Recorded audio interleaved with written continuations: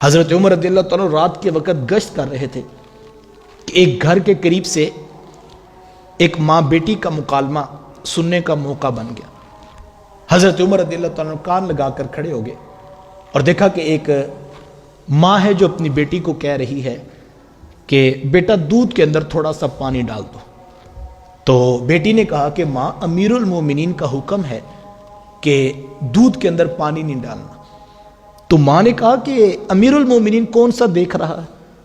تو جو بیٹی نے جواب دیا بڑا خوبصورت تھا، کہا ماں، امیر المومنین تو نہیں دیکھ رہا، رب العالمین تو دیکھ رہا ہے۔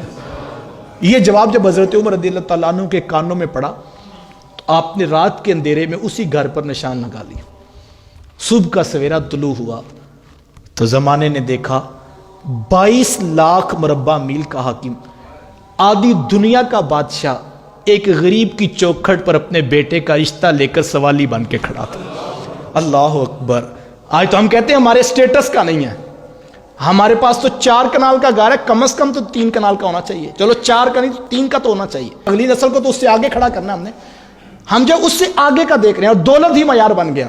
اللہ معاف فرمائے، ہم تو ایسے جیسے رشتے نہیں، ہم تو سودے کر رہے ہیں، کاروباری۔ اور پھر یہی بات ہوتی ہے جب اندر سے وہ کہانیاں نہیں نکلتی، اور جو کاروباری تعلقات ہوتے ہیں ان کی بنیادیں جب بنی ہوتی ہے، پھر جو ہے وہ تربیت کا نور حاصل نہیں ہوتا۔ 22 لاکھ مربع میل کا حاکم، آدھی دنیا کا بادشاہ، اپنے بیٹے کا رشتہ لے کر اس غریب کی چوکھٹ پہ کھڑا ہے۔ کیوں؟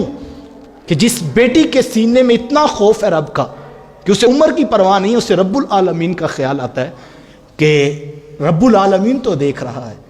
تو حضرت عمر رضی اللہ تعالیٰ نے اپنے بیٹے کا رشتہ جو ہے وہ اس بیٹی کے ساتھ کر دیا، اور یہ وہ تربیت کا نور تھا کہ پھر اس رشتے سے ایک بیٹی پیدا ہوئی، اور پھر اس سے ایک بیٹا پیدا ہوا جس کو زمانہ حضرت عمر بن عبدالعزیز رضی اللہ تعالیٰ عنہ کے نام سے جانتا ہے۔ انصاف کا ایک نیا نام جو حضرت عمر رضی اللہ تعالیٰ عنہ کی نسل سے جو ہے وہ جنریٹ ہوا، وہ حضرت عمر بن عبدالعزیز رضی اللہ تعالیٰ عنہ کا تھا۔